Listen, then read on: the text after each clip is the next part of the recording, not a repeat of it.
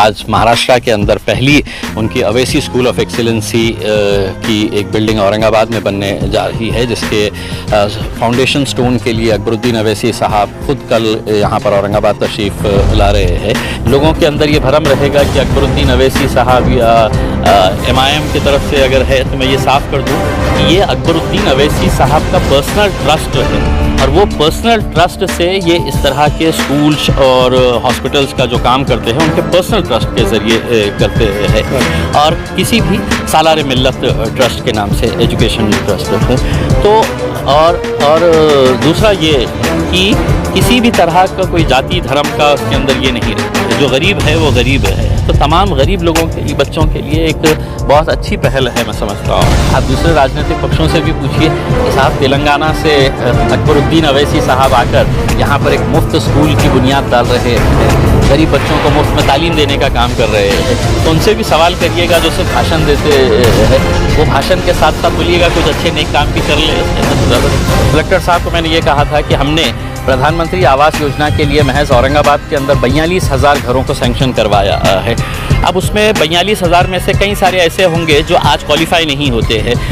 या इस दुनिया में नहीं रहे होंगे, तो उनकी जगह के ऊपर ऑन प्रायोरिटी जो ज़रूरतमंद जो लेबर कॉलोनी के अंदर अफेक्टेड हुए हैं उनको रिहेबिलिटेट करने का, और उन्होंने आश्वासन दिया है कि हम उनको यकीनन रिहेबिलिटेट करें।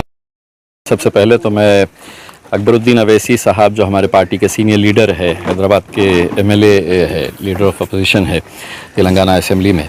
तो उनका तहे दिल से शुक्रिया अदा करता हूँ कि जो हैदराबाद में उन्होंने पिछले न जाने कितने सालों से एक स्कूल की स्थापना की थी जहाँ पर गरीब बच्चों को मुफ्त में तालीम देने का काम वो कर रहे थे, और ऐसे अल्हम्दुलिल्लाह अब हैदराबाद के अंदर 11 स्कूल्स वो चला रहे हैं, हज़ारों की तादाद के अंदर बच्चे वहाँ पर पढ़ रहे हैं, मुफ्त में तालीम हासिल कर रहे हैं, और उसी की एक ब्रांच के तहत आज महाराष्ट्र के अंदर पहली उनकी अवैसी स्कूल ऑफ एक्सीलेंसी की एक बिल्डिंग औरंगाबाद में बनने जा रही है, जिसके फाउंडेशन स्टोन के लिए अकबरुद्दीन अवैसी साहब खुद कल यहाँ पर औरंगाबाद तशरीफ़ ला रहे हैं, और यहाँ पर ये फाउंडेशन स्टोन होने के फ़ौरन बाद इसका काम शुरू किया जाएगा। एक अच्छी बात यह है कि आज समाज में जो तालीम की ज़रूरत है, वो तालीम की अहमियत को समझते हुए अकबरुद्दीन अवैसी साहब की ये जो कोशिश है वो वाकई में सराहनीय है। राजनीतिक मतभेद हो सकते हैं, लेकिन इनकी इस कोशिश को मैं समझता हूँ सभी लोगों ने सराहना चाहिए, क्योंकि आज एजुकेशन के फील्ड के अंदर हम जो पीछे पड़ रहे हैं, हमको ये चीज़ का एहसास हुआ है कि अगर तालीम नहीं है तो उसका नुकसान कितना होता है। तो एक फ्री एजुकेशन का एक कंसेप्ट यहाँ पर भी महाराष्ट्र के अंदर भी लॉन्च कर रहे हैं, शुरू कर रहे हैं, तो काबिल तारीफ़ बात है और इसकी सभी ने सराहना करनी चाहिए उसमें। सर ये कितने एकड़ में बनने जा रहा है? देखिए, इसकी 7 फ्लोर की बिल्डिंग रहेगी, और यहाँ पर जितने भी बच्चे तालीम हासिल करेंगे, जो भी गवर्नमेंट के नॉर्म्स होते हैं उस नॉर्म्स के हिसाब से सारी परमिशंस हासिल की गई है, और उसके नॉर्म्स के हिसाब से ही बिल्डिंग तैयार की जाएगी। और यहाँ पर जितने भी स्लम एरिया के अंदर रहने वाले बच्चे हैं, और ख़ास बात ये है कि लोगों के अंदर ये भरम रहेगा कि अकबरुद्दीन अवैसी साहब या MIM की तरफ से अगर है तो मैं ये साफ़ कर दूं कि ये अकबरुद्दीन अवैसी साहब का पर्सनल ट्रस्ट है, और वो पर्सनल ट्रस्ट से ये इस तरह के स्कूल्स और हॉस्पिटल्स का जो काम करते हैं उनके पर्सनल ट्रस्ट के ज़रिए करते हैं, और किसी भी सालार मिल्लत ट्रस्ट के नाम से एजुकेशन ट्रस्ट है। तो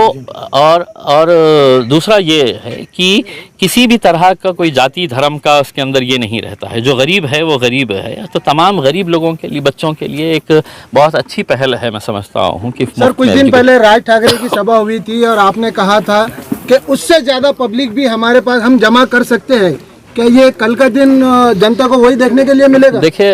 ये एक बहुत अच्छे और नेक काम के लिए अकबरुद्दीन अवैसी साहब आ रहे हैं। राजनीतिक सभा के बारे में मैंने जब कहा था तो राजनीतिक सभा के बारे में मैंने उस वक्त ये भी कहा था कि कौन सा ग्राउंड ले, ये हमारे लिए बड़ा मुश्किल है,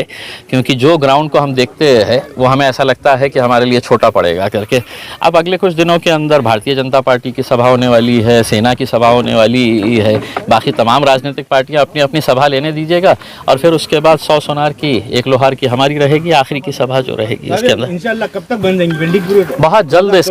जल्द इसके काम की शुरुआत होगी। देखिए, दिक्कत ये है कि 2 साल से 2.5 साल से जो कोरोना की वजह से कोई काम नहीं हो पा रहा था, तो वो कोरोना के वजह से ये प्रोजेक्ट थोड़ा सा डिले हुआ है। लेकिन अब अकबरुद्दीन अवैसी साहब का ख़ुद का इंटरेस्ट है कि जल्द से जल्द है तो इसका काम शुरू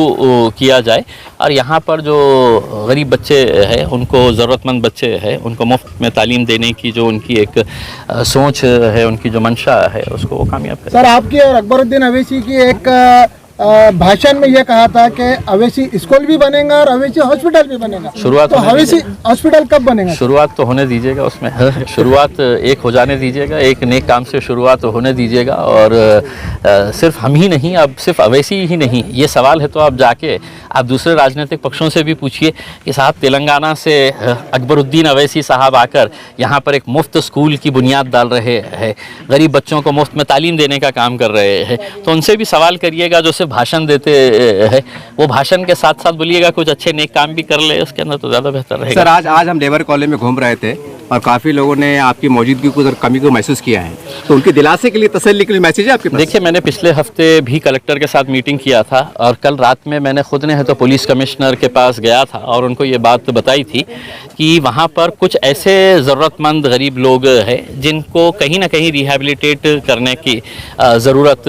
है। और कमिश्नर साहब ने खुद ने कहा कि अगर ज़रूरत पड़ी तो हम इंडस्ट्री की भी मदद लेंगे उनको रिहैबिलिटेट करने के लिए। कलेक्टर साहब को मैंने ये कहा था कि हमने प्रधानमंत्री आवास योजना के लिए महज औरंगाबाद के अंदर 42,000 घरों को सैंक्शन करवाया है। अब उसमें 42,000 में से कई सारे ऐसे होंगे जो आज क्वालिफाई नहीं होते हैं, जो या इस दुनिया में नहीं रहे होंगे, तो उनकी जगह के ऊपर ऑन प्रायोरिटी जो ज़रूरतमंद जो लेबर कॉलोनी के अंदर अफेक्टेड हुए हैं उनको रिहैबिलिटेट करने का, और उन्होंने आश्वासन दिया है कि हम उनको यकीनन रिहैबिलिटेट करेंगे। सर, आप वक्फ बोर्ड के मेंबर भी है, वक्फ की कई ज़मीनात पड़ी हुई है, आपका मुसलमानों में हज़ारों की तादाद में आज भी बेघर है, और आप खासदार भी हैं, आप मुसलमानों में चर्चा है कि आप बहुत कुछ कर सकते हैं, तो उसके बारे में कुछ जानकारी दीजिएगा। जी, उसी का वो है, उसके अंदर इंशाल्लाह शुरुआत तो होने दीजिए ना उसमें। जो सवाल मुझसे करते हैं कोई औरों से भी